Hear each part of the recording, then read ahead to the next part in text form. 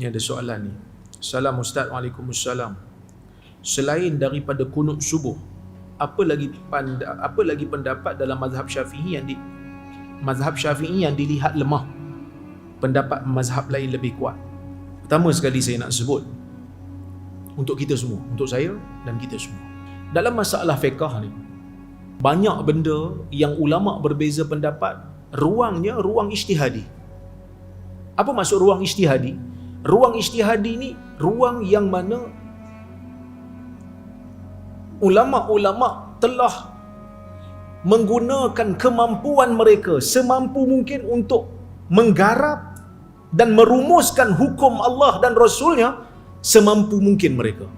Sebab itu bila kita sebut ijtihad, apa dia? Ijtihad ni kita menumpahkan segala kemampuan yang kita ada untuk faham kalam Allah dan kalam Rasul. Itu dulu kita kena tahu.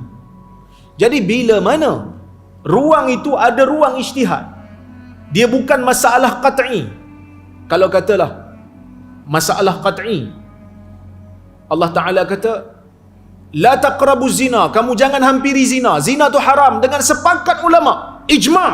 Tiba-tiba ada seorang kata sebenarnya zina tu makruh je, maka itu adalah pandangan yang kufur, kerana telah menyanggahi ayat yang qat'i. Kalau tiba-tiba ada orang kata mencuri ni boleh, sunat muakkad, sedangkan mencuri itu haram dengan ijma', maka yang tu pandangan yang kufur, yang tu tidak ada penghormatan padanya. Kita kena kecam. Tapi kalau dalam masalah ijtihad ni ada banyak. Ada banyak faktor yang menyebabkan para ulama berbeza pendapat. Antaranya bila ada pemansuhan hukum. Mula-mula Nabi bagi tahu macam ni, lepas tu Nabi batalkan macam tu. Yang awal, masa Nabi sebut hukum yang awal, ada sahabat dengar. Masa Nabi batalkan, mungkin sahabat tu tak dengar. Sahabat tu dah pindah pergi tempat lain. Nabi hantar dia pergi Yaman umpamanya, Nabi hantar dia pergi Iraq umpamanya, untuk misi perang dan sebagainya. Mungkin dia tak sampai kat dia pembatalan tu. Maka berlakulah perbezaan pandangan. Boleh jadi perbezaan pandangan tu sebab perbezaan dalam penilaian hadis. Sebab apa? Sebab hadis ni kita nak nilai melihat kepada perawi. Tu first step. Sama macam kita bila orang datang bawa berita, dia akan tengok dulu siapa yang bawa cerita ni. Kalau yang bawa cerita ni orang yang memang terkenal sebagai orang yang tak cermat dalam bawa cerita, kita pun akan hati-hati. Nanti dulu hang dulu bawa cerita tak betul pun, ataupun dia kaki bohong, memang kita tak terima. Dan jalur hadis yang lain untuk jalur yang lain bagi hadis yang sama tak sampai kat dia, maka dia kena hukumlah dhaif. Sedangkan ada jalur lain cuma tak sampai kat dia, maka dia tak boleh katalah sahih. Tak tahu kan? Tak tahu. Cuma bila kita di zaman kemudian ni rujukan banyak, kita dah baca, kita tengok betul belah sini, kita boleh ambil lah pandangan ni. Pandangan tu kita anggap lemah lah, sebab dia tak cukup pada zaman dia. Boleh jadi juga perbezaan disebabkan penilaian terhadap seorang perawi itu berbeza. Tuan-tuan, perawi ini manusia, yang menilai dia pun manusia. Jadi yang menilai ini berdasarkan apa yang dia tahu. Dia tengok bagus, jaga solat, cakap elok, maruah terjaga, dia kata riwayat dia okey. Tapi orang yang sezaman dengan dia, yang duduk satu negeri dengan dia, yang bersama dengan dia, tahu dia ni bermasalah. Seperti Muhammad bin Humaid Ar-Razi, dihukum oleh sebahagian ulama jarh wa ta'dil sebagai perawi yang diterima riwayatnya. Tapi orang yang senegara, senegeri dengan dia, daripada rai, menghukum dia sebagai perawi yang lemah.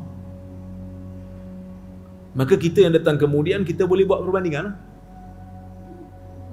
Sama seperti Ibrahim bin Abi Yahya, Imam Syafi'i terima. Ibn Abi Yahya, Imam Syafi'i terima. Ulama-ulama hadis yang lain tolak, kerana perbezaan pandangan terhadap penilaian. Dan kadang-kadang perbezaan pandangan tu disebabkan oleh cara faham yang berbeza. Cara faham yang berbeza. Macam mana cara faham beza? Contoh, Nabi SAW tidak membenarkan lelaki yang berihram untuk pakai kasut. Tak boleh pakai kasut. Nabi tak bagi pakai khuf. Kasut tak boleh pakai, khuf tak boleh pakai. Nabi suruh pakai rida, izar. Kain yang tak berjahit lah. Tutup kepala pun tak boleh. Nampak Bila Nabi tak bagi pakai khuf, Nabi ditanya oleh sahabat, "Ya Rasulullah, kalau orang tu tak ada slipper, dia cuma ada khuf, macam mana dia nak buat?" Maka Nabi jawablah. Nabi kata, kalau dia tak jumpa slipper, dia boleh pakai khuf, cuma dia kena potong bawah daripada buku lali khuf tu. Maksudnya Nabi kata dalam hadis tu, man lam yajidin na'lain, siapa yang tak jumpa slipper, maka boleh pakai khuf, tapi kena potong bawah buku lali, baru boleh pakai. Hukum ni faham tak? Hukum ni faham. Maksudnya siapa tak ada slipper boleh pakai khuf, tapi kena potong bawah pada buku lali. Itu semua terima. Tapi bila pergi kepada isu yang satu lagi, siapa yang ada slipper tapi nak pakai khuf, potong bawah buku lali, boleh tak boleh?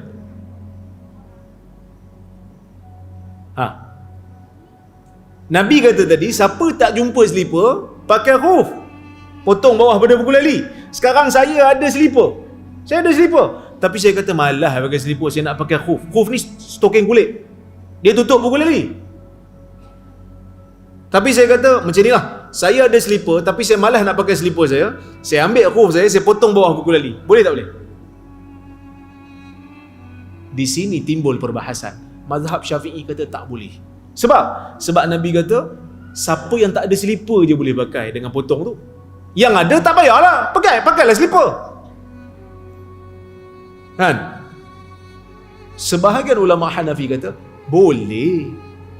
Bila Nabi kata siapa tak ada slipper, pakai khuf, potong bawah pada buku lali, menunjukkan bila khuf potong bawah buku lali, khuf yang panjang tu bila potong bawah pada buku lali, dia jadi macam slipper dah.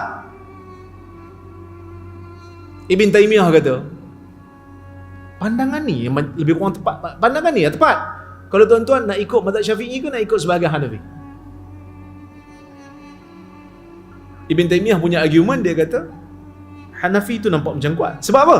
Sebab tak ada slipper tu bukan syarat.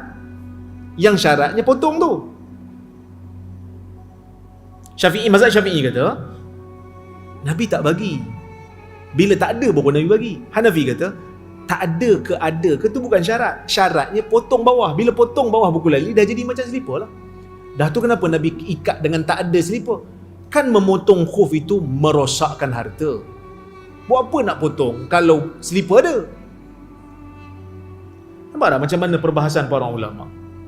Cara mereka faham. Jadi, kalau tanya saya, soalan macam ni, saya tak boleh jawab dengan jawapan yang umum. Sebab apa? Sebab dalam masalah ijtihad, masing-masing orang ada pilihan. Kalau dia cenderung kepada mazhab Syafi'i lah kuat bagi dia. Cuba tanya orang yang belajar mazhab Syafi'i. Dia akan katalah, dalam isu ni pandangan mazhab Syafi'i lebih kuat daripada mazhab lain. Kita boleh kata dia salah? Tak boleh. Sebab isu ni memang daripada awal isu ijtihad. Kalau tanya pendapat saya, dalam masalah ni saya rasa Hanbali betul. Adakah semestinya mazhab Syafi'i lemah dalam masalah tu? Bagi saya, iyalah. Bukan kerana saya hebat daripada Imam Syafi'i, tapi kerana penilaian saya nampak Hanbali lebih kuat. Tapi boleh jadi tak orang lain nilai Hanbali lemah? Boleh. Jadi, dalam isu-isu yang seperti ini, nasihat saya lah, kita berlapang dada. Kita ambil pandangan yang kita rasa tepat. Dia macam Imam Syafi'i katalah, ra'yi sawab wa yahtamilul khata' wa ra'yu ghairi khata' wa yahtamilus sawab. Pandangan aku betul, tapi boleh jadi salah. Pandangan orang lain bagi aku salah, tapi boleh jadi betul. Dia kadang-kadang ada orang, dia tak boleh dengar perkataan bagi saya pendapat ni kurang tepat. Dia kata, tengok, asyik nak salahkan orang aja, dia je betul. Lah, dalam agama ni memanglah kita kena buat benda yang kita rasa betul. Kan?